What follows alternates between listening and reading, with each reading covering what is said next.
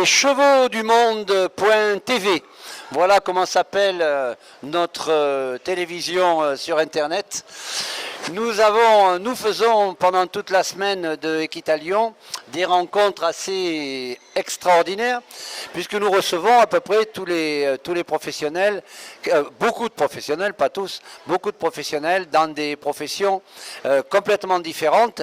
Il faut dire que nous faisons ça dans le cadre d'un jour un métier et aussi dans le cadre de l'orientation professionnelle que nous faisons tout au long de l'année et tout au long des salons. Cette fois-ci, nous allons recevoir un monsieur qui travaille dans le cheval et dans le spectacle depuis très très longtemps, qui s'appelle, je vais l'appeler Jacques. Il nous expliquera, Jacques, ce qu'il fait, parce que c'est assez complet ce qu'il fait.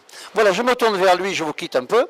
Et puis, bonjour Jacques. D'abord, d'où est-ce que tu viens ? Je viens du pays des cigales, je viens des Cévennes.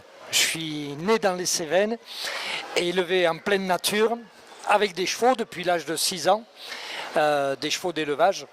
Et j'ai découvert le cheval et à 10 ans, j'ai dit, quand je serai grand, moi je serai professeur d'équitation. Wow, quand il sera grand, donc ce qui veut dire qu'il est beaucoup plus jeune qu'on ne pourrait le croire finalement. Comment on arrive à être formateur dans le cheval et dans le spectacle équestre ? Alors, j'ai commencé mon parcours, comme je dis dans les Cévennes, enfant, à cheval. Et très rapidement, vers l'âge de 17-18 ans, j'ai rencontré et j'ai été formé par des personnes dans le domaine du cheval qui faisaient beaucoup de représentations de spectacles, où je me suis initié au spectacle. Et jusqu'à l'âge de 20 ans, j'ai eu l'occasion de tourner en même temps que Mario Loracci, Charlie Andrieux. On devient moniteur. Alors comment je le suis devenu ? J'ai eu une chance de pendu, comme on dit, Lucky Luke, j'ai le chapeau.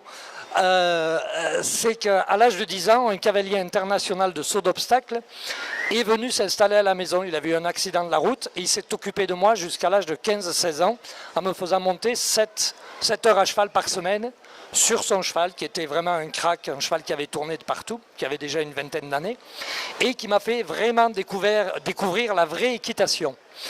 Et ce qui fait que j'ai arrêté les études, je suis parti en formation monitorat d'équitation à l'époque avec une dérogation à l'âge de 16 ans à Écurie France, chez Michel Écart à l'époque où c'était regroupé avec Rosier, il y avait toute l'équipe, ils avaient les chevaux qui travaillaient sur Paris là. Et je me suis tourné dans le domaine du spectacle en accompagnant pendant 2 ans Jean-Yves Bonnet, qui est bien connu, de l'Aveyron, où je suis déjà arrivé avec un bon niveau équestre et j'ai pu profiter de ses enseignements sur la haute école, sur la voltige, sur la tauromachie.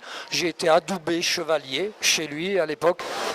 Jean-Yves Bonnet, on connaît bien parce que nous-mêmes, dans nos équipes, on a fait la route du sel, alors que je connais bien l'ordre des Templiers et les chevaliers du Temple. Donc, arrivé dans le spectacle, aujourd'hui formateur. Alors, formateur où et comment ?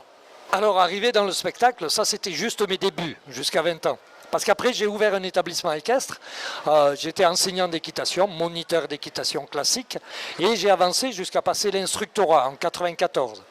Et justement en 94, en prenant conscience du milieu du sport et des contraintes et autres, je me suis dit je vais revenir vers mes premières amours, le domaine du spectacle. J'ai lancé de la création de spectacles, mais cirque-théâtre, des compagnies accompagnées par la culture et subventionnées. J'ai créé une compagnie subventionnée et j'ai tourné durant 10 ans, mais dans les salles de théâtre, pas sur les salons du cheval. On ne m'a pas vu dans le milieu équestre, mais on m'a vu à Berlin, on m'a vu sur la Suisse, on m'a vu sur la Hollande, on m'a vu sur le nord de la France, dans des salles de théâtre, dans des chapiteaux spécialement aménagés, avec des jauges de 2 à 4 000 spectateurs qui venaient pour vibrer pendant 1 heure ou 2 sur une histoire.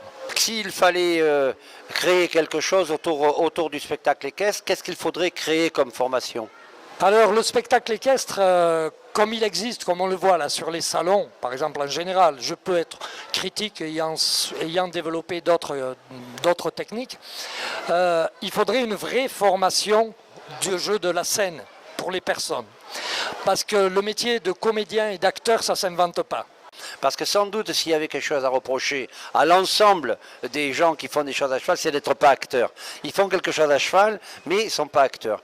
Donc ça, c'est une très très bonne... Et l'avenir, alors, ça serait quoi? L'avenir dans le domaine du spectacle.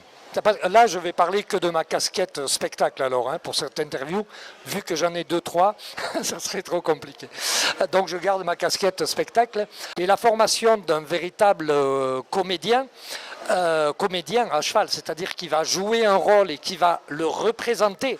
Ça veut bien dire et le présenter. Il faut qu'il soit crédible. Et pour qu'il soit crédible, il faut qu'il soit vécu pleinement. Je suis en ce moment au Maroc et il y a 5-6 chevaux qui sont préparés tous les jours pour le roi. Quand le roi s'assied sur son cheval, les gens lèvent les yeux vers lui et le regardent. Et c'est le roi qui passe à cheval. Et le cheval est un cheval de roi. Enfin, dernière question qui me vient, parce que j'en entends beaucoup parler par mon collègue caméraman François-Xavier, c'est quoi l'équitation centrée? Ah, quelle histoire! Ben, dans l'équitation, il y a suivre, c'est-à-dire se tenter d'accompagner, d'être avec le cheval. Il y a accompagner, c'est ce qu'on voit souvent, des cavaliers qui accompagnent le mouvement du cheval.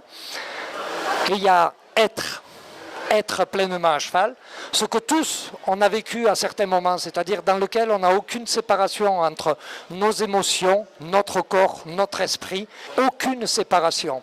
Et l'équitation centrée, c'est ce travail qui utilise des techniques des arts martiaux, de centrage, de prise de conscience de son corps, être témoin de l'usage de soi, être témoin et en permanence dans la conscience de l'instant, qui nous permet là de ne pas être en représentation, mais d'être simplement. Bravo, quelle finale, quelle fin. Merci à Jacques Charandac. On aura donc compris quel est son itinéraire. Merci, à bientôt, merci aux spectateurs. Et puis on se retrouve ultérieurement avec une nouvelle aventure et un nouvel acteur du monde du cheval. Bon, bye bye.